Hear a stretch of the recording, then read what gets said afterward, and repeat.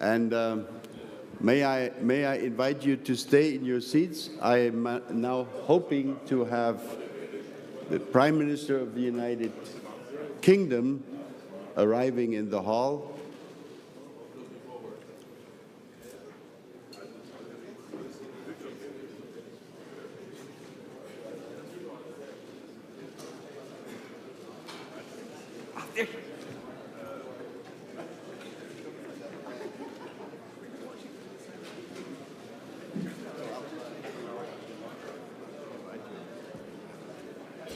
Ladies and gentlemen, it's my privilege and my pleasure to welcome the Prime Minister of the United Kingdom, Theresa May.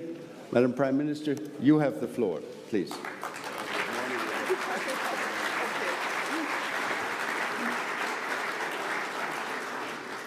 Well, thank you, and good morning. For more than half a century, this conference has brought nations together from Europe and across the Atlantic to forge our common security.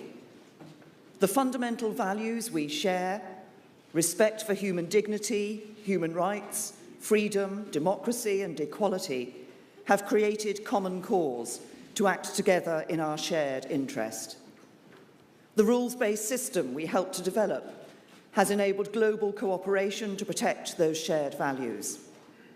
Today, as globalization brings nations closer together than ever before, we face a host of new and growing threats that seek to undermine those rules and values. As internal and external security become more and more entwined, with hostile networks no longer only rooted in state-based aggression and weapons designed not just to be deployed on the battlefield, but through cyberspace, so our ability to keep our people safe depends ever more on working together. That is reflected here today in the world's largest gathering of its kind, with representatives of more than 70 countries. For our part, the United Kingdom has always understood that our security and prosperity is bound to global security and prosperity. We are a global nation, enriching global prosperity through centuries of trade, through the talents of our people, and by exchanging learning and culture with partners across the world. And we invest in global security, knowing this is how we best protect our people at home and abroad. That is why we are the second largest defence spender in NATO, and the only EU member to spend 2% of our GDP on defence, as well as 0.7% of our gross national income on international development. And it is why we will continue to meet these commitments. It's why we've created a highly developed set of security and defence relationships with the US and Five Eyes partners, with the Gulf and increasingly with Asian partners too. We've invested in critical capabilities, including our nuclear deterrent, our 2 new aircraft carriers, our world-class special forces and intelligence agencies. We're a leading contributor to international missions, from fighting Daesh in Iraq and Syria to peacekeeping in South Sudan and Cyprus, and NATO missions in Eastern Europe. And within Europe, we are working ever more closely with our European partners, bringing the influence and impact that comes from our full range of global relationships. And we want to continue this cooperation as we leave the European Union. The British people took a legitimate democratic decision to bring decision-making and accountability closer to home. But it has always been the case that our security at home is best advanced through global cooperation, working with institutions that support that, including the EU. Changing the structures by which we work together should not mean we lose sight of our common aim, the protection of our people and the advance of our common interests across the world. So as we leave the EU and forge a new path for ourselves in the world, the UK is just as committed to Europe's security in the future as we have been in the past. Europe's security is our security. And that is why I've said, and I say again today, that the United Kingdom is unconditionally committed to maintaining it. The challenge for all of us today is finding the way to work together through a deep and special partnership between the UK and the EU, to retain the cooperation that we have built and go further in meeting the evolving threats we face together.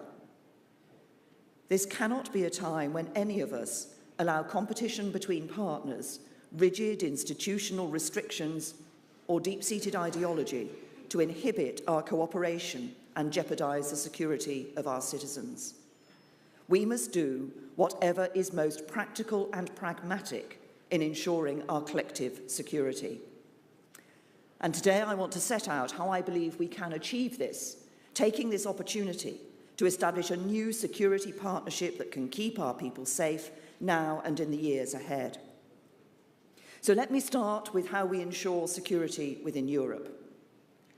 The threats we face do not recognise the borders of individual nations or discriminate between them. We all in this room have shared the pain and heartbreak of terrorist atrocities at home. It's almost a year since the despicable attack on Westminster, followed by further attacks in Manchester and London. These people don't care if they kill and maim Parisians, Berliners, Londoners or Mancunians, because it's the common values that we all share which they seek to attack and defeat. But I say we will not let them. When these atrocities occur, people look to us as leaders to provide the response. We must all ensure that nothing prevents us from fulfilling our first duty as leaders to protect our citizens. And we must find the practical ways to ensure the cooperation to do so. We have done so before. When Justice and Home Affairs ceased to be intergovernmental and became a shared EU competence, of course there were some in the UK who would have had us adopt the EU's approach wholesale, just as there were some who would have had us reject it outright. As Home Secretary, I was determined to find a practical and pragmatic way in which the UK and EU could continue to cooperate on our common security. And that's why I reviewed each provision in turn and successfully made the case for the UK to opt back into those that were clearly in our national interest. Through the relationship we've developed, the UK has been at the forefront of shaping the practical and legal arrangements that underpin our internal security cooperation. And our contribution to those arrangements is vital in protecting European citizens in cities right across our continent. First, our practical cooperation, including our expedited extradition and mutual legal assistance relationship, means wanted or convicted serious criminals and the evidence to support their convictions moves seamlessly between the UK and EU member states. So when a serious terrorist like Zakaria Chadali was found living in the UK, a young man who was believed to have been radicalised in Syria and was wanted for terrorism offences in France, there was no delay in ensuring he was extradited back to France and brought to justice. He is one of 10,000 people the UK has extradited through the European arrest warrant. In fact, for every person arrested on a European arrest warrant issued by the UK arrests 8 on European arrest warrants issued by other member states. The European arrest warrant has also played a crucial role in supporting police cooperation between Northern Ireland and the Republic of Ireland, which has been a fundamental part of the political settlement there. Second, cooperation between our law enforcement agencies means the UK is one of the biggest contributors of data, information and expertise to Europol. Take, for example, Operation Triage, where police in the UK worked extensively with Europol and the Czech Republic to crack a trafficking gang involved in labour exploitation. Third, through the Schengen Information System too, the UK is contributing to the sharing of real-time data on wanted criminals, missing persons and suspected terrorists. About a fifth of all alerts are circulated by the UK, with over 13,000 hits on people and objects of interest to law enforcement across Europe in the last year alone. The UK has also driven a pan-EU approach to processing passenger data, enabling the identification and tracking of criminals, victims of trafficking, and those individuals vulnerable to radicalisation. In all these areas, people across Europe are safer because of this cooperation and the unique arrangements we've developed between the UK and EU institutions in recent years. So it is in all our interests to find ways to protect the capabilities which underpin this cooperation when the UK becomes a European country outside the EU, but in a new partnership with it. To make this happen will require real political will on both sides. I recognise there is no existing security agreement between the EU and a third country that captures the full depth and breadth of our existing relationship. But there is precedent for comprehensive strategic relationships between the EU and third countries in other fields, such as trade. And there is no legal or operational reason why such an agreement could not be reached in the area of internal security. However, if the priority in the negotiations becomes avoiding any kind of new cooperation with a country outside the EU, then this political doctrine and ideology will have damaging real-world consequences for the security of all our people in the UK and the EU. Let's be clear about what would happen if the means of this cooperation were abolished. Extradition under the European arrest warrant would cease. Extradition outside the European arrest warrant can cost 4 times as much and take 3 times as long. It would mean an end to the significant exchange of data and engagement through Europol. And it would mean the UK would no longer be able to secure evidence from European partners quickly through the European Investigation Order, with strict deadlines for gathering evidence requested, instead relying on slower, more cumbersome systems. This would damage us both and would put all our citizens at greater risk. As leaders, we cannot let that happen. So we need together to demonstrate some real creativity and ambition to enable us to meet the challenges of the future as well as today. That's why I have proposed a new treaty to underpin our future internal security relationship. The treaty must preserve our operational capabilities, but it must also fulfil 3 further requirements. It must be respectful of the sovereignty of both the UK and the EU's legal orders. So, for example, when participating in EU agencies, the UK will respect the remit of the European Court of Justice. And a principled but pragmatic solution to close legal cooperation will be needed to respect our unique status as a third country with our own sovereign legal order. As I've said before, we'll need to agree a strong and appropriate form of independent dispute resolution across all the areas of our future partnership in which both sides can have the necessary confidence. We must also recognise the importance of comprehensive and robust data protection arrangements. The UK's data protection bill will ensure we are aligned with the EU framework, but we want to go further and seek a bespoke arrangement to reflect the UK's exceptionally high standards of data protection. And we envisage an ongoing role for the UK's Information Commissioner's Office, which would be beneficial in providing stability and confidence for EU and UK individuals and businesses alike. And we're ready to start working through this with colleagues in the European Commission now. Finally, just as we've been able to develop the agreement on passenger name records in the face of terrorist atrocities in recent years, so the treaty must have an ability to ensure that as the threats we face change and adapt, as they surely will, our relationship has the capacity to move with them. Nothing must get in the way of our helping each other in every hour of every day to keep our people safe. And if we can put this at the heart of our mission, we can and will find the means. And we cannot delay discussions on this. EU member states have been clear how critical it is that we maintain existing operational capabilities. We must now move with urgency to put in place the treaty that will protect all European citizens wherever they are in Europe. But clearly, our security interests don't stop at the edge of our continent. Not only do the threats to our internal security emanate from beyond our borders, as we look at the world today, we're also facing profound challenges to the global order, to peace, prosperity, to the rules-based system that underpins our very way of life. And in the face of these challenges, I believe it's our defining responsibility to come together and reinvigorate the transatlantic partnership and the full breadth of all our global alliances, so that we can protect our shared security and project our shared values. The United Kingdom is not only unwavering in its commitment to this partnership, we see reinvigorating it as a fundamental part of our global role as we leave the European Union. As a permanent member of the United Nations Security Council, as a leading contributor to NATO, and as America's closest partner, we have never defined our global outlook primarily through our membership of the European Union or by a collective European foreign policy. So upon leaving the EU, it is right that the UK will pursue an independent foreign policy.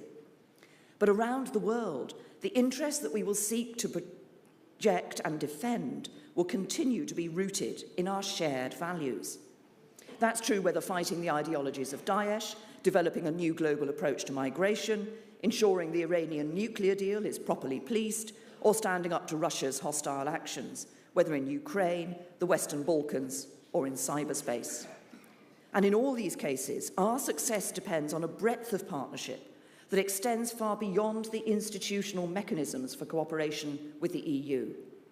That means doing more to develop bilateral cooperation between European nations, as I was pleased to do with President Macron at last month's UK-France summit.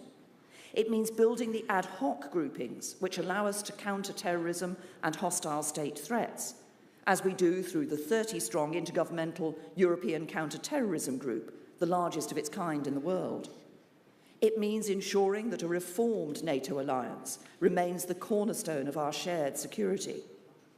And critically, it means both Europe and the United States reaffirming our resolve to the collective security of this continent and to advancing the democratic values on which our interests are founded.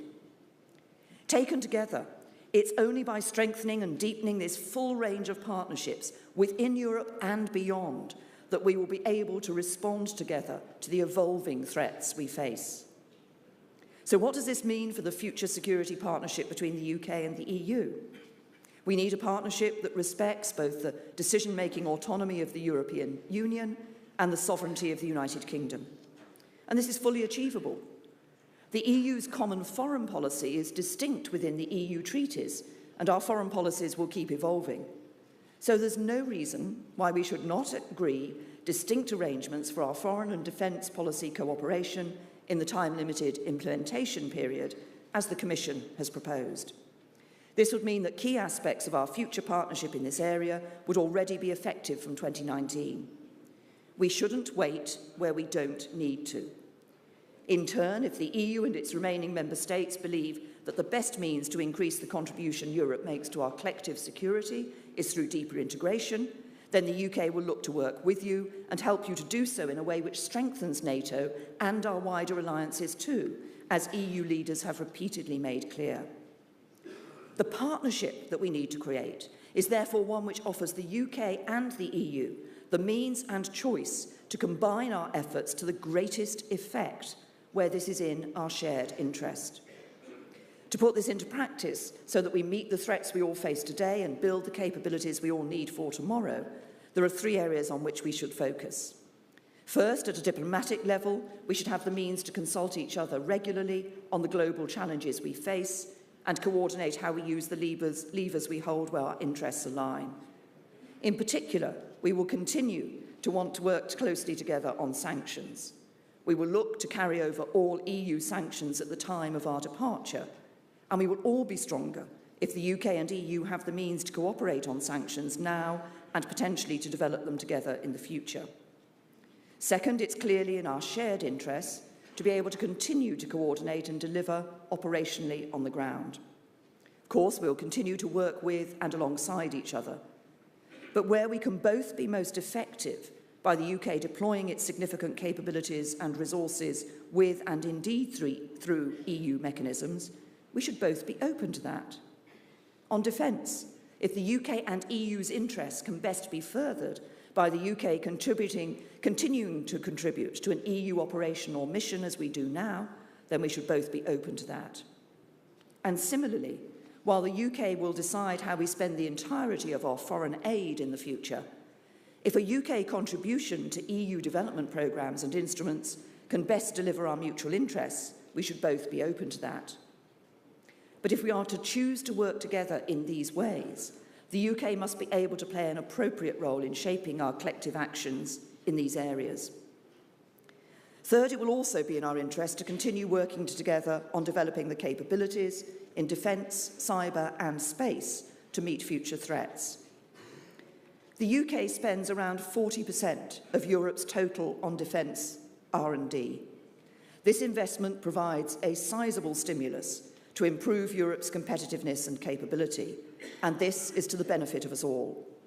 So an open and inclusive approach to European capability development that fully enables the British defence industry to participate is in our strategic security interests, helping keep European citizens safe and Europe's defence industries strong.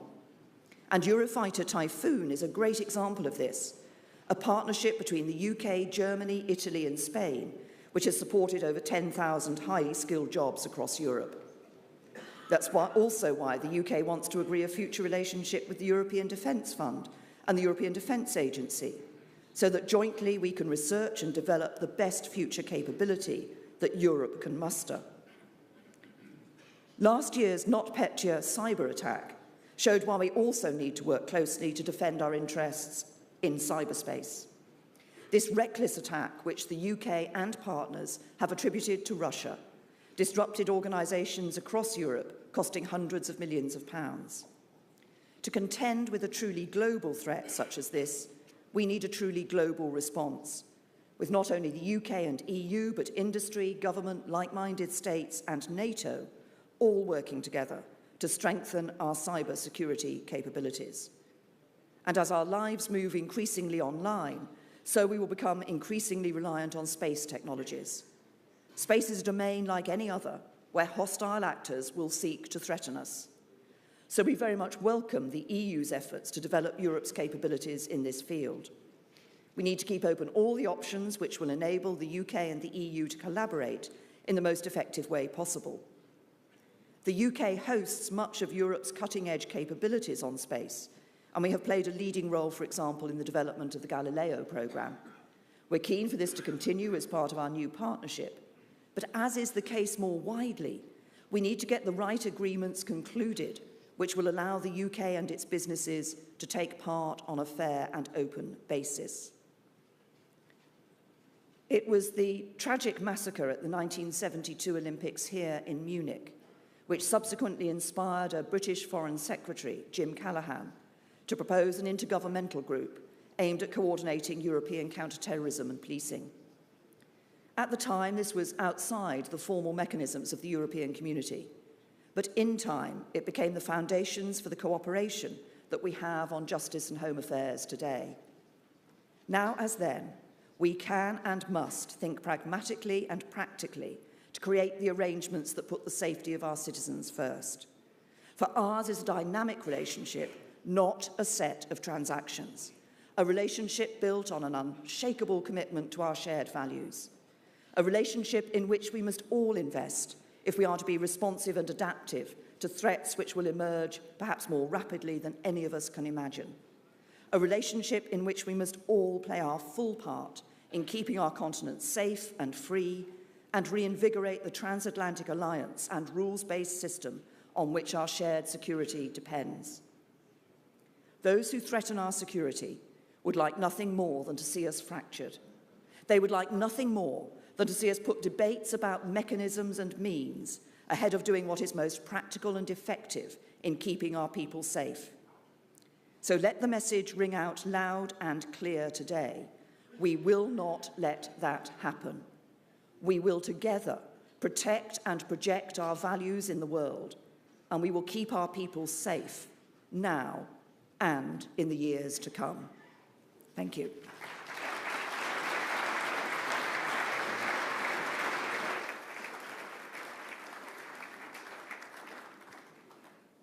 Thank you very much, Prime Minister, for this really very interesting presentation. We have very little time for Q&A. We're actually going to be eating into our coffee break, and I hope that's okay with the audience.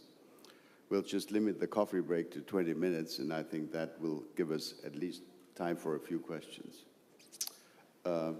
I have two questions from the audience in written form, which I'm going to read to you, but let me start this by offering a personal observation.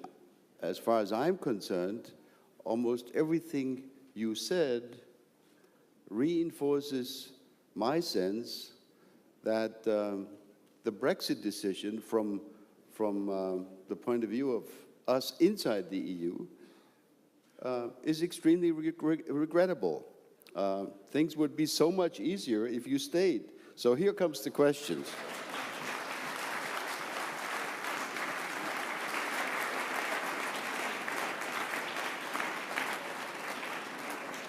These are all friends of the UK. The first question comes from someone you know well, Espen Barth Eide, former foreign minister of Norway, and I'll read it. EFTA states, like Norway, are outside the EU, but fully inside the internal market, respecting the four freedoms. Is the EFTA model an option for the UK? Question mark. And if, with your permission, I'll add the second question right away. This comes from someone you also know well. It's Charles Grant. Charles, where are you? Somewhere in the back. Charles Grant. Concerning the future UK-EU relationship, the UK will have closer and more productive ties to the extent that it softens its quote-unquote red lines. This applies to the security relationship as much as to trade. Question: are you willing to compromise on the European Court of Justice and on EU rules on data? Question mark. Well, thank you very much. First of all, if I may respond to your remark, which I recognise received quite a round of applause from the audience, but we are leaving the European Union. There is no question of a second referendum or going back on that vote, and I think that's important because we gave the decision to the British people, and I believe the people have a right to believe that their politicians will actually respect their decisions when we've asked them to make that decision and to deliver on that. As regards the future relationships, be it trade in terms of EFTA and the internal market, or the security relationships that we have and where we see ourselves in relation to the European Court of Justice. The European Union's been very clear about the four pillars and the four freedoms being indivisible.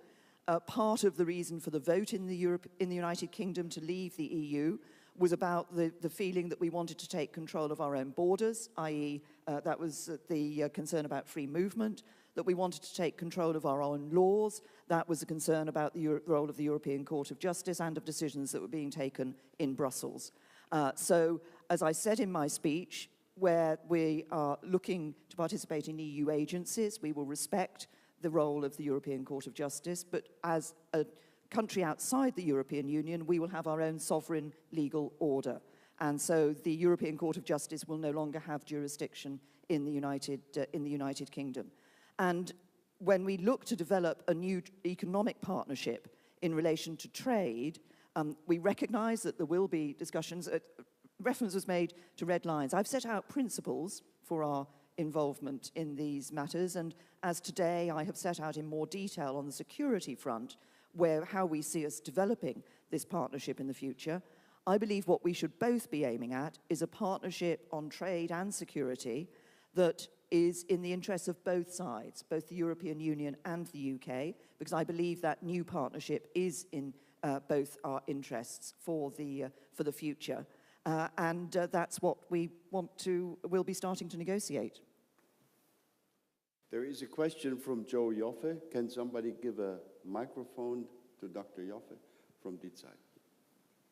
A very short one. Mrs. Prime Minister, yes, we should respect Vox Populi, but go back into the early 2000s. The French and the Dutch voted against the so-called constitution, and then they voted again and accepted the new framework. That's not a matter of national shame. I think it may be a matter of national prudence. Can we take one more? Would you be kind enough to identify yourself? Yeah. Julian Lewis, MP, Chairman of the House of Commons Defence Committee. Prime Minister, some people feel that the Brexit vote means that Britain is reducing its commitment to European defence. Can you confirm that this is not the case, as evidenced by the fact that some of the strongest voices in favour of increasing Britain's defence budget are from members of Parliament who are strong Eurosceptics? Thank you very much. Well, if I can take the first question first. At the time when other countries in the European Union had referenda, the results came out against the new constitution, and then people were asked to vote again. Many of us in the United Kingdom actually said that that was not the right approach that should be taken. And the people in the UK feel very strongly that if they take a decision, that governments shouldn't turn around to them and say, no, you've got that wrong, have another go. See if you can get it right next time. We took a decision across Parliament, an overwhelming majority in the United Kingdom Parliament voted to say that the decision about membership of the European Union should be one for the people of the United Kingdom. And I think it's right in terms of the integrity of the relationship between us as politicians in the UK and the people of the UK that we abide by that decision and that we deliver on that decision. And in response to Julian's question, yes, you're absolutely right. There is no question of us rowing back on our commitment to European defence and security. We are unconditionally committed to maintaining European security. And that is why we want to ensure that the capabilities that we have, that the cooperation, the relationships that we've already developed can continue to be put to the good use of the collective security of us all within Europe. And as you say, Julian, we've made a commitment on our defence spending in NATO. We encourage others to do the same. I think we have time for one last question from Stefan Cornelius, way back there, editor of Süddeutsche Zeitung. Prime Minister, your layout of the future security arrangement with Europe and for domestic security in particular now poses the question or opens the question, is there a link with that treaty you want to negotiate and all the arrangements which need to be done on the economic field? So will there be a security arrangement without the economic arrangement you envision? Well, we're going into negotiations, so we will, through those negotiations, be looking both at our economic partnership and at our security partnership for the future. What I've set out today is why I believe that security partnership is in everybody's interests, and that we could be looking to be ambitious about this and to have a new security treaty, so that we're not just looking at an arrangement that perhaps more naturally the EU would look at for a third country, but recognise the entwined nature of the work that we do together already, be it on counter-terrorism or on law enforcement and criminal justice work, and develop that security partnership. I hope we can start soon to, as I said, to discuss this security issue. I think it's very important, and I look forward to for us to being able to sit down and go through these details. Within the EU, we already have a different security relationship because of our Justice and Home Affairs opt-out, so we have that different relationship already, but let's be ambitious about a security treaty for the future, and let's ensure that the one goal we all have when we're looking at it is not about institutional structures or mechanisms, but is actually about the security of our people. Ladies and gentlemen, as we conclude this session, let me remind you that we need to be back here at 10:30 sharp to continue the discussion with Jean-Claude Juncker and the following speakers. Prime Minister, thank you very much. Let's offer a hand to the Prime Minister. It's been great to have you here. Thank you very much.